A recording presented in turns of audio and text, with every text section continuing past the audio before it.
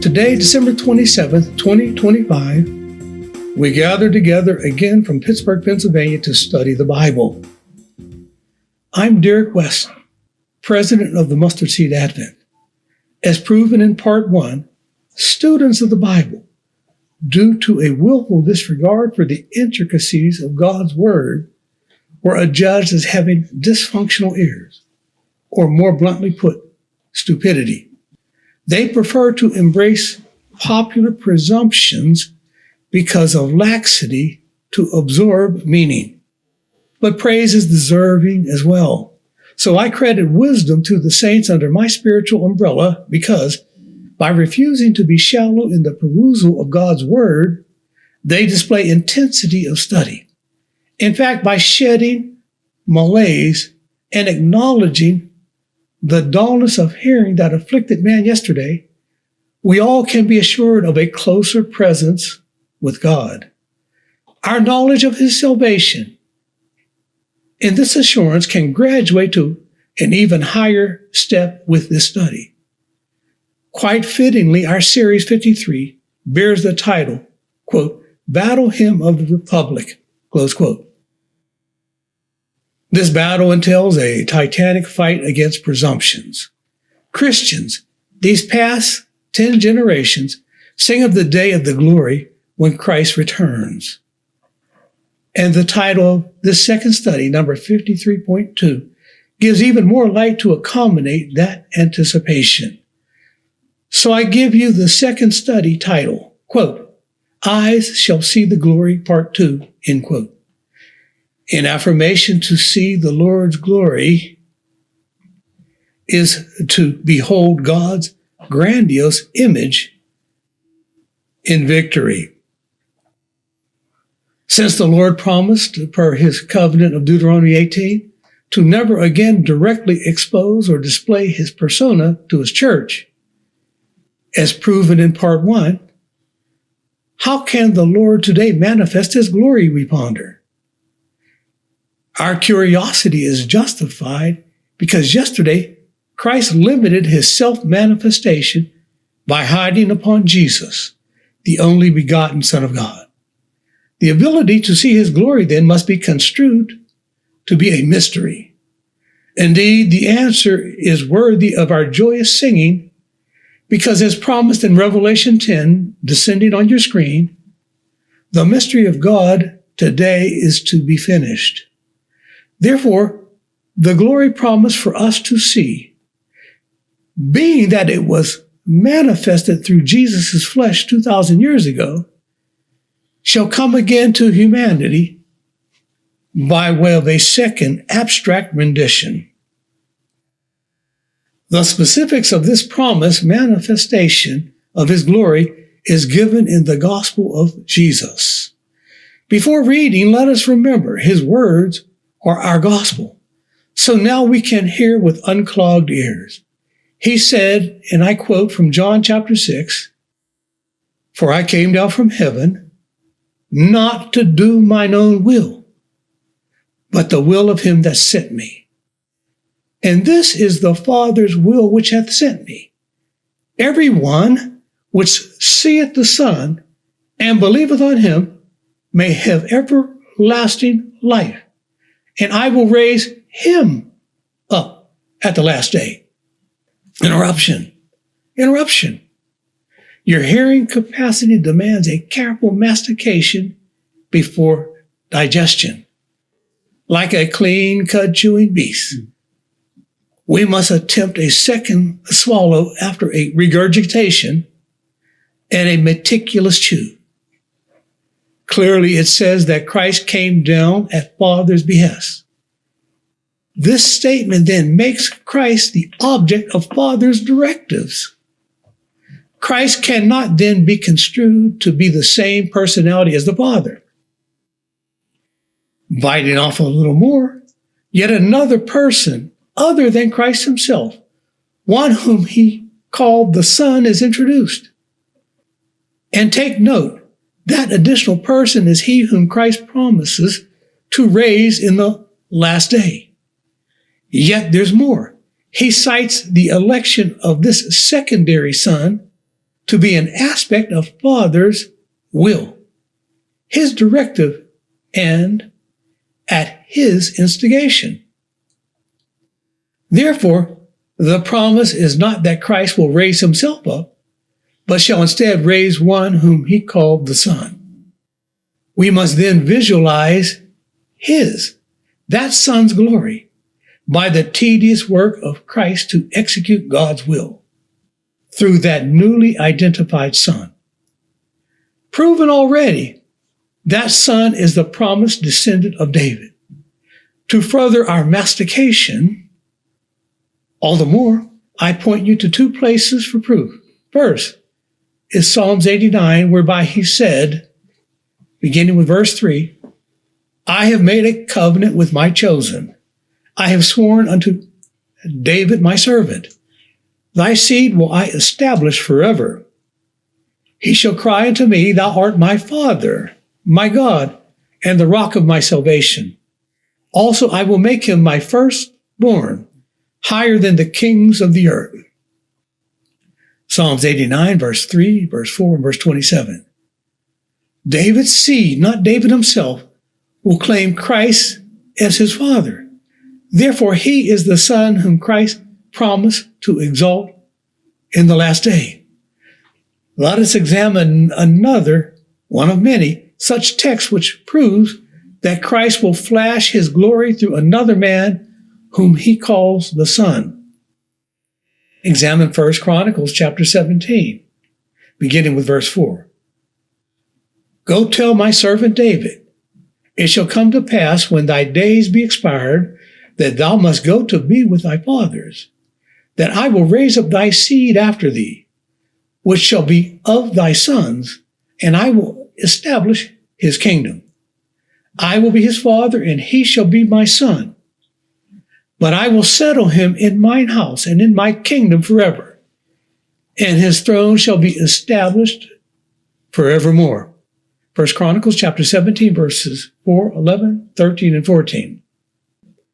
Now, in the mastication of the opening text, let's test the quality and the acuity of our ears, and accordingly dispel historic human stupidity. Am I not right? Does it not exemplify that both Father and Christ extolled yet another Son? This query in mind, let's swallow our carefully masticated theme by rereading it. John 6:38. For I came down from heaven, not to do mine own will, but the will of him that sent me. And this is the Father's will which hath sent me, that of all which he hath given me, I should lose nothing, but should raise it up again at the last day. And this is the will of him that sent me, that everyone which seeth the Son and believeth on him may have everlasting life, and I will raise him up at the last day. John 6:38 through 40. Christ here claims to have not finished his mission. So by Father's behest of him, all can celebrate that his glory has not expired. He descended from heaven and clandestinely rested on Jesus to perform many miracles. Those miracles must not be diminished. Yet there is more glory for us to anticipate. The Christian hope is vested in the gift of everlasting life. This hope then goes beyond the apostles, beyond Catholicism and Protestantism, to the end of the rainbow, the last day. Even though ignored until this mustard seed outcry, the crescendo of Christian faith comes by that promised upswell, the very glory intended for our eyes. In fact, such is called by God the second rendition or second coming of Christ. It is a time when Christ, by ventriloquism, will, by prescriptive law, speak through another vessel called the Son. For every one which seeth the Son and believeth on him may have everlasting life. And I, say what, Lord? I, Say whom? I will raise not myself, but who then, Lord? I will raise him up at the last day. The pronoun I is an irrefutable reference to Christ, he whom Father sent from heaven. Accordingly, this is the highest of all human ambitions, bar none, for it promises eternal life, everyone's desire. Such is the famed John 3:16 gift of God, and it is granted by seeing and believing this Son. But many ask, why should that vision be the pinnacle of human aspiration? I will now reveal the secret. It may not be as deep as you think. The reason is because no one wants to die. This is proof that Father's plight is to reverse the curse of death. Again, I remind you, it is the very reason why he sent Christ from heaven to earth. And such has become the overriding booster rocket fuel of the Christian gospel. Then it is now simple to see why the Gentiles, even in blindness, embrace the basic message of Jesus and have become not Muslim, but Christians. It is because Jesus' work exemplified this focus of God's supreme will and desire. Jesus is shown to have healed the sick, cast out devils, fed the hungry, raised the dead, calmed the storms, etc. And this in just 3.5 years. It must be deemed then very wise for Gentiles to cast away their former gods in love and preference for not Muhammad, but Jesus. But now, hear with your ears what Father commissioned him to articulate. Christ, hidden in Jesus, said in John chapter 6, verse 63, it is the Spirit that quickeneth, the flesh profiteth nothing. The words that I speak unto you, they are spirit and they are life. John chapter 6, verse 63. I hope you caught it. I hope you didn't allow it to go through one ear and out the other. Life then comes exactly as promised by Moses, via the prophetic flesh through whom Christ would speak. Accordingly, we arrive at our hour of graduation. So you see me wear my stole. It is a time when our education compels us to give a deepened praise for Christ, the Spirit that quickeneth. Mind benumbed yesterday, we did not know this. So now we ask, how does he, Christ, so quicken? Christ so does by Jesus, the flesh through whom he spoke. The flesh that he said profiteth nothing. Resolve then that no other prophet wins benefit, not Muhammad nor Buddha, not Hare Krishna nor the Pope, nor even legitimate prophets such as William Miller, Ellen G. White, or V.T. Hotef et al. Thus, Jesus' word, not his flesh, is our wage or our profit. Let me spell that. Profit. No other teaching has a historical record of resurrecting or healing. Their cloaks of piety, their chanting and meditations, their daily forced prayer rituals now are exposed as vanity. To follow them is akin to purchasing a used car without warranty or inspection. The Lord said as much in Isaiah, chapter 55, beginning with verse 1. Ho, everyone that thirsteth, come ye to the waters. Yea, come buy wine and milk without money and without price. Wherefore do you spend money for that which is not bread, and your labor for that which satisfieth not? Hearken diligently unto me, and eat ye that which is good, and let your soul delight itself in fatness. Incline your ear and come unto me. Hear, and your soul shall live. I will make an everlasting covenant with you, even the sure mercies of David. Behold, I have given him for a witness to the people, a leader and commander to the people. Isaiah chapter 55, verses 1 through 4. Come to the water. This expression should remind us of Jesus' first miracle. Remember, he turned water into wine. The 2,000 years since has become the aging process of its fermentation. Thus, Christians have become delightfully intoxicated. Until now, we have no other theology to lift our spirits. So none dare heckle the historic Christian faith by use of their opposing, unglamorous themes, their vinegar of alternate theology, that which satisfieth not. Their gurus, popes, scholars, and imams, etc., can point to no other uplifting historical record of healing or resurrection.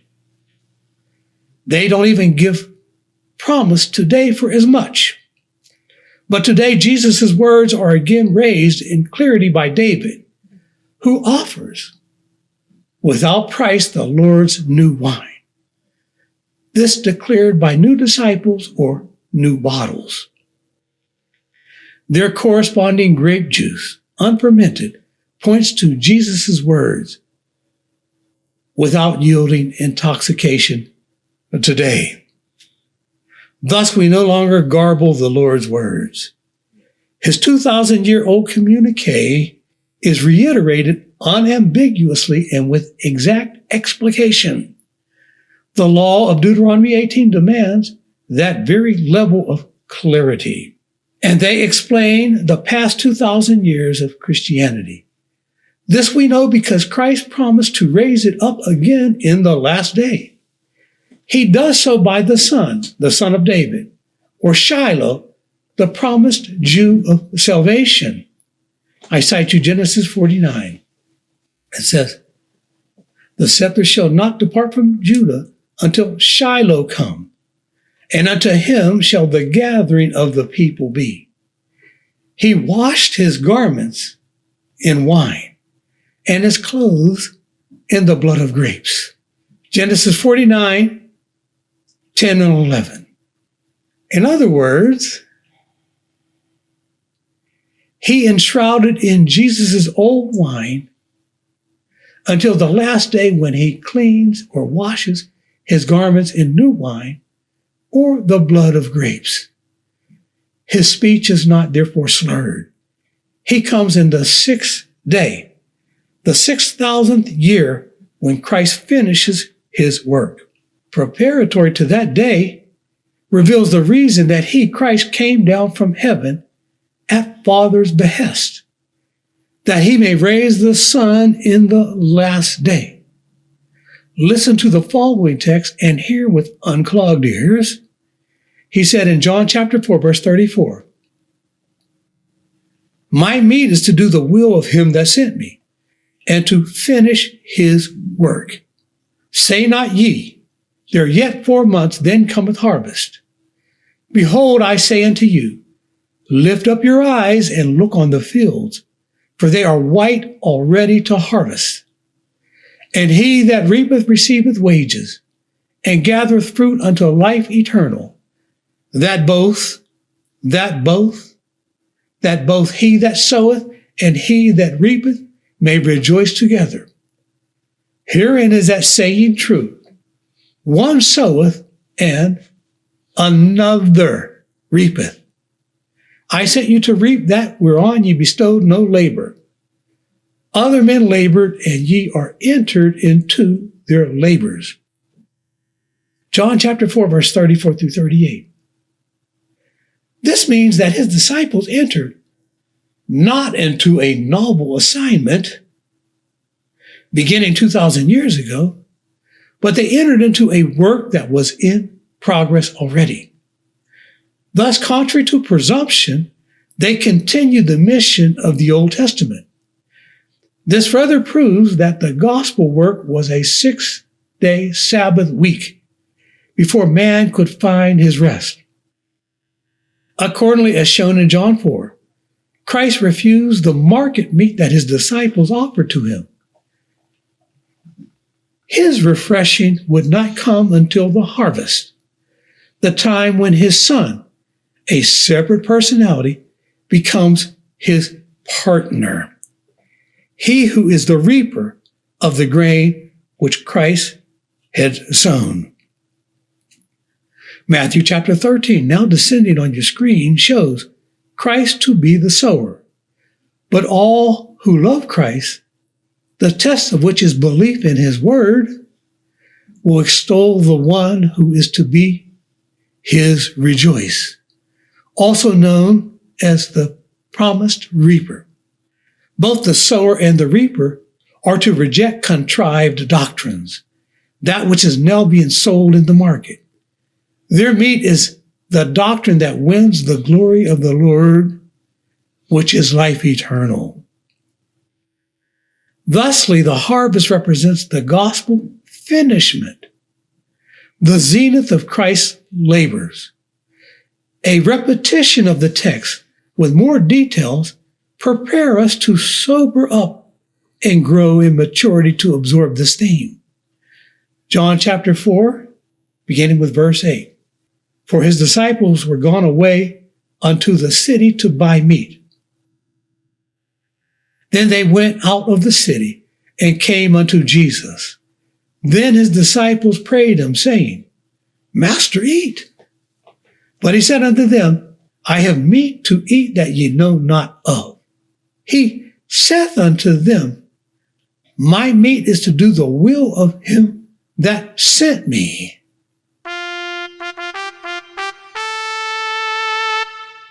And to finish his work. He that reapeth receiveth wages. And I want you to pause here to brace yourself to secure from the next phrase a memory anchor, which is, give you a clue, fruit of life eternal. So let's repeat. And he that reapeth receiveth wages, and we'll make you wait for it. Gathereth fruit unto life eternal, that both he that soweth and he that reapeth may rejoice together. And herein is that saying true. One soweth and another reapeth. John chapter 4, verse 8, then verses 30 through 37. Analysis. Christ, sitting alone at the well, had no occasion to celebrate until the Son of Man becomes a prime apostolic polypeter, power-playing, people-picking partner of pure, pious purpose. When he blossoms, Christ will have a partner to execute his mission. The two shall rejoice together. More Bible fortification is found in Paul's recommendation of Christian re-education. Before reading of it, I must warn. Calling my work a new addition to the gospel, many may fight it by use of Paul's below words, which I'll quote to you, when he said in Galatians chapter 1, verses 6 through 8, I marvel that ye are so soon removed from him that called you into the grace of Christ unto another gospel. There be some that trouble you and would pervert the gospel of Christ. But though we or an angel from heaven preach any other gospel unto you than that which we have preached unto you, let him be accursed. Galatians chapter 1, verses 6 through 8. Before any seek to curse me, I warn, only a blasphemer would use Paul's above words to refute this doctrine of the secondary reaper, calling it a theological fetish from a cultish teacher. Blasphemous seeing that it was directly uttered from the lips of Jesus.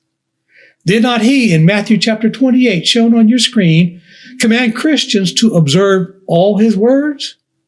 Thus, rather than being a peculiar fixation, the secondary reaper exemplifies that until now, disciples did not masticate or absorb the entirety of their own gospel memo. Paul confesses as much when he explains the path to triumph over such stupidity, the process to come through a strong meat teacher, one who shall open Genesis to show the truth about Christ, whom he calls Melchizedek. He says in Hebrews chapter 5, beginning with verse 8, though he were a son, yet learned he obedience by the things which he suffered. And being made perfect, he became the author of eternal salvation unto all them that obey him, called of God and high priest after the order of Melchizedek, of whom we have many things to say, and hard to be uttered, seeing ye are dull of hearing. For when for the time ye ought to be teachers, ye have need that one teach you again, which be the first principles of the oracles of God, and are become such as have need of milk and not of strong meat. For everyone that useth milk is unskillful in the word of righteousness, for he is a babe. But strong meat belongeth to them that are of full age, even those who by reason of use have their senses exercised to discern both good and evil. Now here's a catchphrase that Paul included in the gospel. Therefore, leaving the principles of the doctrine of Christ, let us go on unto perfection. Hebrews chapter 5, verses 8 through 14, and chapter 6, verse 1. Paul's sermon now chimes loudly. We advance from spiritual childhood to adulthood when we refine our concepts of Christ. This by a teacher who takes us to the first principles of the oracles of God, meaning by interpretation, the first book of the Bible, Genesis. There are no other principles of God that are more first. That teacher is the secondary reaper of John chapter 4. Paul says, the author of eternal salvation, or Christ, was called of God after the order of Melchizedek. At creation, Father commissioned Christ as follows. Let us make man in our image and our likeness. Please, I urge you, stress to the utmost your focus to decode the order of events. There was a time after his creation, but before Adam sinned. Let us call that his prelapse, that we may call the time afterward his lapse. In the prelapse, Adam and Eve were both sinless and childless. But here's the kicker. Forgive me if I make you wait for it. They then had the image and likeness of God, for they were created after his likeness and in his image. Therefore, to see the prelapsarian Adam was to see the image of God, giving humanity the first of three chances to sing, quote, mine eyes have seen the glory. Let's read it. Genesis 1, verse 26 through 28. And God said, let us make man in our image, after our likeness. So God created man in his own likeness. In the image of God created he him. Male and female created he them. And God blessed them. And God said unto them, be fruitful and multiply and replenish the earth and subdue it and have dominion over every living thing that moveth upon the earth. Genesis 1, 26 through 28. Thanks to Paul's referral to Genesis, installed in the gospel that the early apostles preached, we must stress over Adam's blessings at creation by straining to count at least 4 graces given to him. 1, dominion. 2, multiplication or fruitfulness. 3, replenishment. And 4, a wife. His prelapsarian gifts from God. Then he lapsed and became a sinner. He became the opposite to the likeness of God.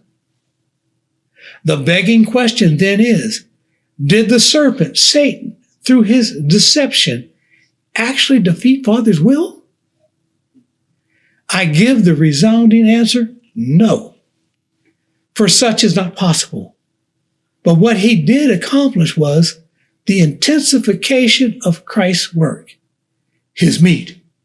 It is called his meat as a contrast to Adam's meat. Meat means bread, the thing which the disciples offered to the Lord in John chapter 4 when they returned from the market. Adam's post-lapsarian work was to gain bread from the sweat of his face.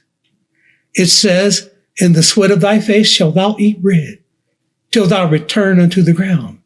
Genesis 3, verse 19. Instead of 6 literal days, Christ sweat. His burden was the 6,000-year work week to restore to the world all of the Adamic gifts. And like as we do when Friday evening comes and our work is done, so also shall Christ when Adam's son emerges. Then he too can rejoice or celebrate. Will they be drinking wine? I can't say for sure. But I can tell you, this shall be by the new wine. Until then, gifts withheld, Adam did not multiply. The best that he could do was to reproduce one son, not in God's likeness and image, but in that of Adam's own, one per each generation. The Bible gives affirmation in Genesis 5. And Adam lived 130 years and begot a son in his own likeness, after his image, and called his name Seth. And the days of Adam after he had begotten Seth were 800 years, and he begat sons and daughters. And all the days that Adam lived were 930 years, and he died. Genesis chapter 5, verses 3 through 5. This vertical transcendency of Adam shall deepen in our next study, 53.3. But now we resound from Genesis that all of Adam's other sons or lineage, rather than proceeding forward, they all perished with the flood, yielding an unfruitful harvest.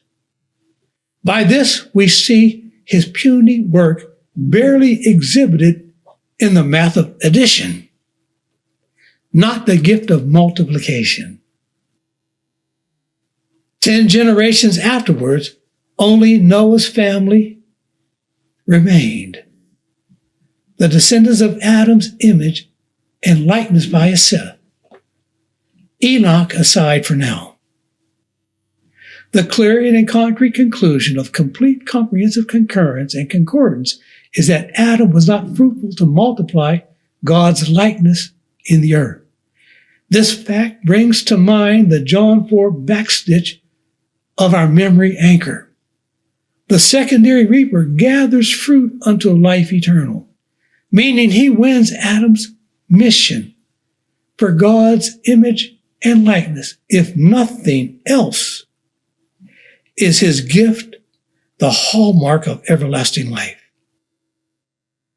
Remember, Adam chose the path to God through Death Valley. And to defeat death and hell, Christ was elected to become man's pilot through those straits. Yet good news can be heralded, even for the victims of death. The day of harvest exculpates man from the passage through the grave. This by the balm of healing and resurrection. It says in John chapter 5, verse 26 through 29, "For as the Father hath life in himself." Oh, this is amazing, isn't it? It refers to his gift to Adam. "For as the Father hath life in himself, so hath he given to the Son to have life in himself, and hath given him authority to execute judgment also, because he is the Son of Man. Marvel not at this, for the hour is coming in the which all that are in the grave shall hear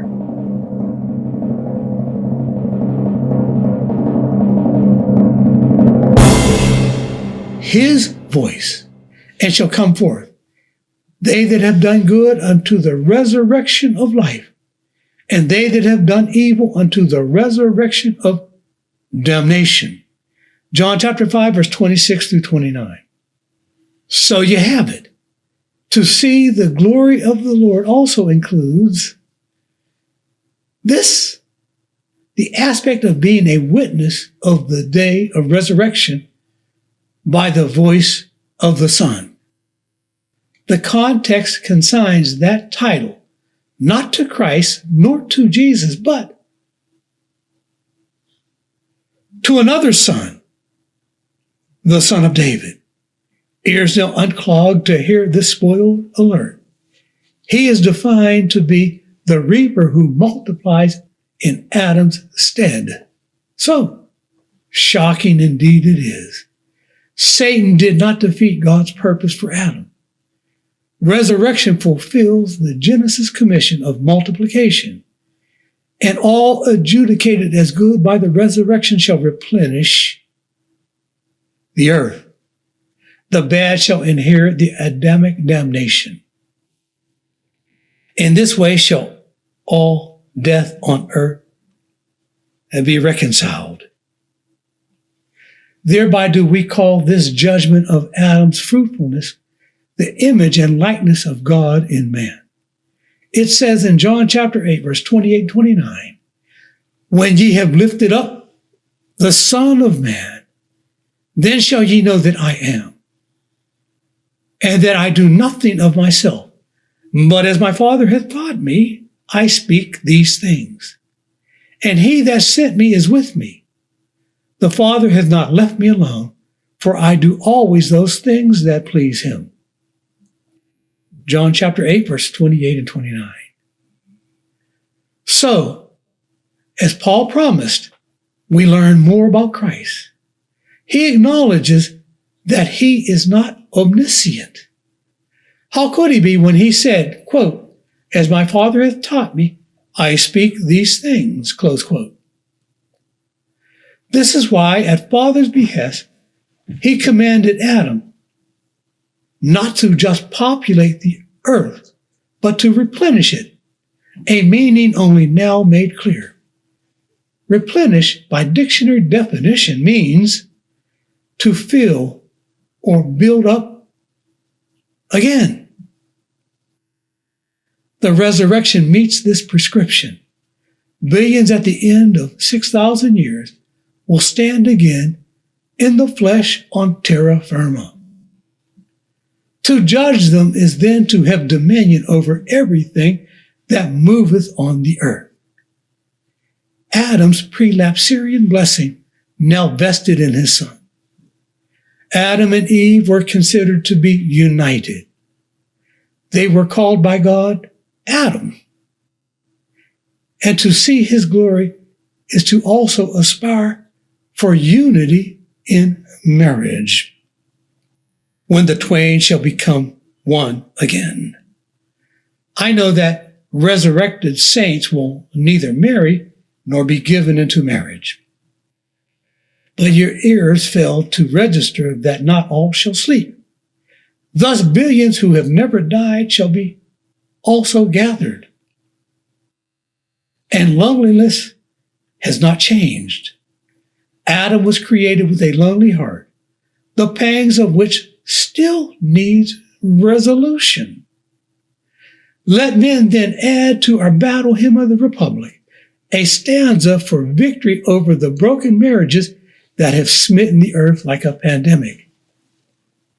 How has it happened? I hear claims of female money-grabbing chicanery that fill the channels of social media. They accuse women as manipulative, treacherous, money-hungry schemers, devoid of virtue. Many men have given up, not just on marriage, but on dating.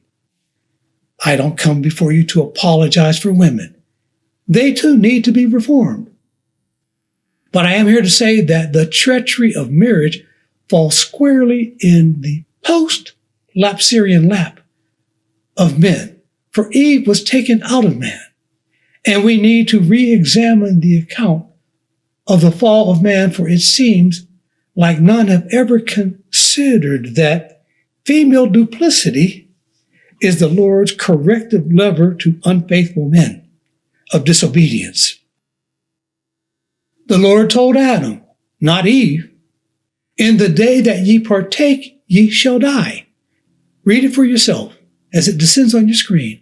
Genesis chapter 2, verse 17, verse 21 and 22. Thus it was Adam, not Eve's failure that led to death. After her introduction to Adam, Lucifer enticed her to covet Christ's authority. He promised her that by partaking of the forbidden fruit, she would become as God, as shown in Genesis chapter 3, verse 5. In violating Adam's counsel, she succumbed. Yet, being like God was Satan's successful scheme of enticement that resonated in her ears. Such then was her prelapsarian aspiration, and such is now typical of her connivings today. If it was in her, it was also in Adam, for she came forth from Adam. But Adam's prelapsarian duty was to sternly rebuke her, not to join her in her rebellion. And such required great trust in the Lord's resolutions. Out of his fear of losing her, I suspect he deemed it more prudent to dishonor Christ. Bottom line, women have always been duplicitous. Their personalities are never consistent day to day. Rather than bad, this quality is the blessing of the family circle.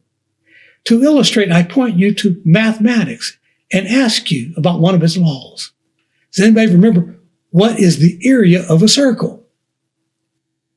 We calculate it by multiplying pi r squared. Pi, an irrational number, times r, which is often a rational number. Such is the formula of family happiness. The treachery of man comes when he betrays Christ by succumbing to Lucifer's Masonic enticements. Especially is this audaciously flagrant after Christ graciously cured his loneliness. Play him not for a fool. He controls the peace of the family circle. And one of his powerful levers is female irrational impulses. When man, rather than work by the sweat of his face, pursues wealth, power, prestige, and also women by joining Masonry, they give the Lord's honor to Satan. This is his treachery and his conniving. Look around at Hollywood, in politics, in business, even in the church, etc. Marriages are ruined because to punish men, the Lord withdraws their peace, often by use of his lever to control his irrational women. To be unfaithful to God is to risk invalidating his gift of Eve's irresistible charm. Long story short for the brethren, if you want a wife of honor, become a man of honor. for Christ. The champion men of the Bible make the point. They all found great success and joy by the duplicitous and conniving hands of their irrational wives. Sarah is one example. To solve the conundrum of her infertility, she deduced to have a son by giving to Abraham her handmaid, Hagar, to wife. Then later she urged him to evict Hagar. By both of her irrational impulses, Abraham was blessed. Remember also Rebekah's scheme to violate her husband Isaac's intent. What did she do? She plotted with Jacob to steal the birthright from his twin Esau. And guess what? The Lord blessed her ploy. Jacob's wives give more examples. And these are women that we're told to reflect back on so that we can learn righteousness. So I say Jacob's wives give more examples. Rachel and Leah, in an irrational competition, gave to Jacob their handmaids, Bilhah and Zilpah, for his sexual pleasure. And voila, from it we get 144,000 saviors. Maybe Adam, had he rebuked Eve, would have kept her and received another helpmeet too. And this by Eve's unwillful and celebrated negotiated resolution. The lessons go on and on. The point is, Christ stoked the joy of his men of honor by the manipulation of the pi factor. So then, in final analysis, men, if you want happiness, stop betraying God. Pay a faithful tithe. Reject all enemies to God's beloved, per Romans 11:28, especially the snake that now haunts the garden, the confederacy of MAGA republicanism. Your advocacy of them will definitely curse you, for it now curses the world. Flee masonry like a plague, for it is the essence of the forbidden fruit. Remember, God controls Eve's irrational impulses to the detriment of Lucifer's advocates. And more on this pi factor must be said. Her life's logic should never override your commitment to God. More examples bring it home. Seek not a woman whose irrational logic is to hate your racial identity. To love her in that aura is also false worship, and it dishonors your heritage, the ones who gave you your ethnicity, your mother and father. She may walk by the flesh and prefer to esteem the highly vaunted Assyrian standards of superiority, but such is the reward of Balak. And if she hates your race, your skin tone, your hair texture, your facial features, then she can never cure your loneliness. She can only cause you to hate yourself. Ever seeking her favor, she will become a god to you, just as was Eve's intent and desire. Specifically, a man who seeks a woman of fairer or darker complexion than himself is no sin, I emphasize, unless he does so in an effort to run from himself. Are we not commanded to love our neighbors as we love ourselves?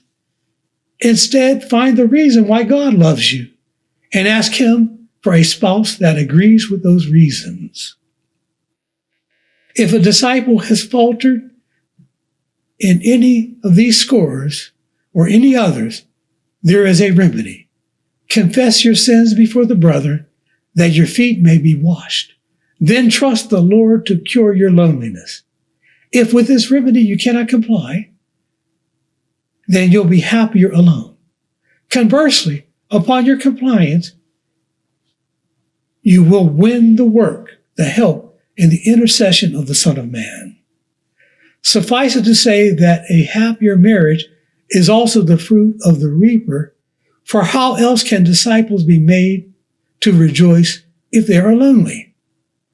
This glory we must also long to see as expressed in our battle hymn. It comes by the advent of the reaper who gathers, not just saints, but all the blessings endowed to Adam, the multiplication, the fruitfulness, the dominion, as well as the wholesome marriage that God originally blessed him with. Rich then indeed was Paul's counsel, included in the gospel 2,000 years ago, that we may seek the teacher of Genesis so as to learn these lessons about Melchizedek's meat. Before we cast our minds to the next study, let us close by affirming that when Christ completes his divine commission, we shall see the image of God in man. True indeed, then, be the words of the battle hymn, "Mine eyes have seen the glory of the coming of the Lord." And with that we close.